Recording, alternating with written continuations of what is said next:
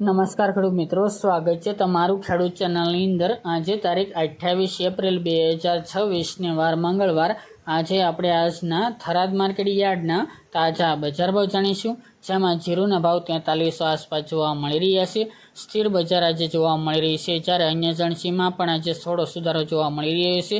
વરિયાળી, અજમો તેમજ રાયડાની બજારમાં આજે સામાન્ય સુધારો જોવા મળી રહ્યો છે। આવી રીતે મિત્રો વધઘટ સાથે વેપાર આગામી દિવસોની અંદર પણ આ સપ્તાહમાં જોવા મળશે। તો ચાલો મિત્રો આપણે જાણી લઈએ કે આજે રાયડો, જીરું અને અજમાના ભાવ શું ચાલી રહ્યા હતા।